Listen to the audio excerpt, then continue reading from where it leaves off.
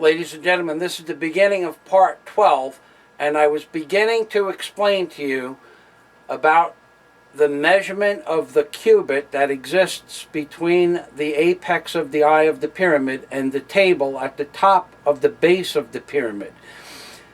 And when you utilize that measurement, which is 0.083 thousandths of an inch, and you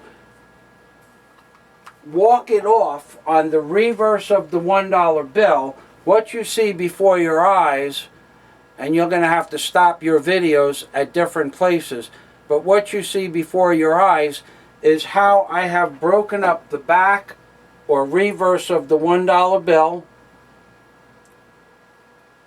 into different segments that represent what is known as the measurements given to King Solomon to create King Solomon's temple.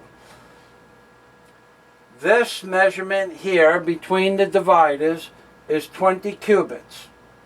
This picture is denoted as number 13A in my book. The measurement for the central portion here is 20 cubits. The measurement to the side portion is 20 cubits. The measurement to the opposite side measurement section is 20 cubits. However, the measurement between the end of the $1 bill and the beginning of the porch of King Solomon's temple is 10 cubits on this side and 10 cubits on this side. So what you would have is 10, and 20 is 30, and 20 is 50, and 20 is 70, and another 10, which is 80 cubits. And the way that you would come to that measurement is by utilizing this measurement here by 1 for 1 cubit. Now I know that doesn't sound like it's rational.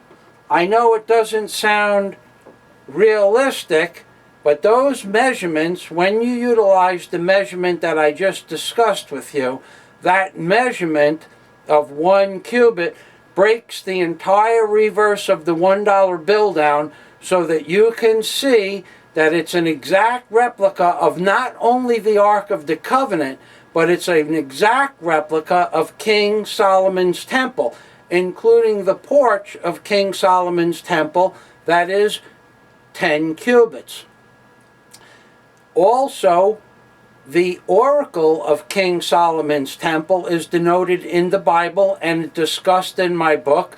That measurement is also utilizing the same measurement for the same cubit, also readily seeable inside the outline of the green side of the $1 bill, that you will see not only the Ark of the Covenant when using that measurement for the cubits, but you will see an exact replica of King Solomon's temple using that measurement.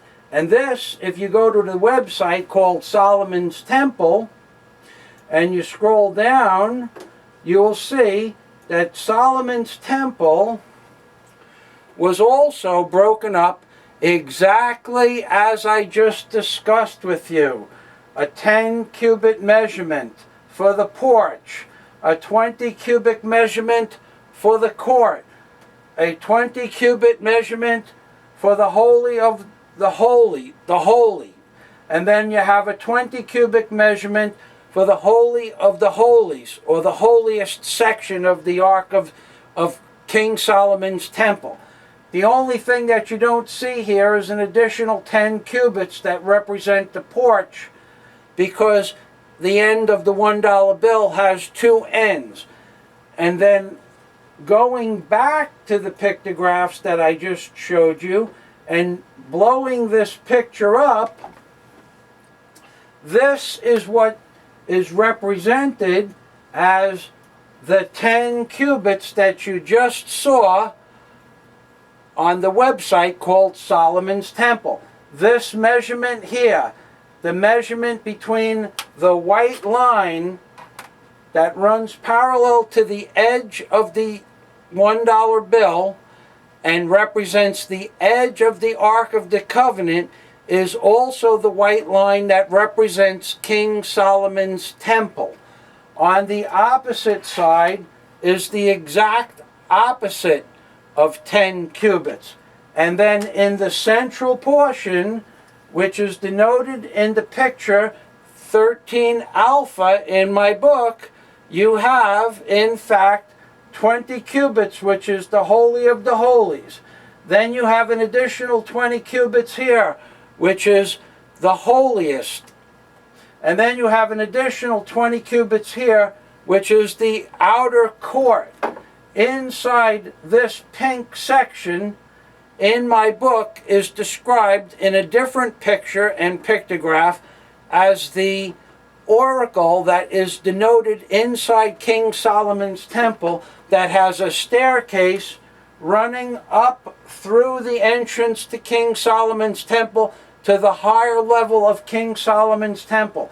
And if you could expand this in a three-dimensional construct, either with your mind or with a computer program that I do not possess, you would see that this is a three-dimensional construct of King Solomon's temple, exactly to scale, utilizing the cubit that I discussed with you prior, that exists over the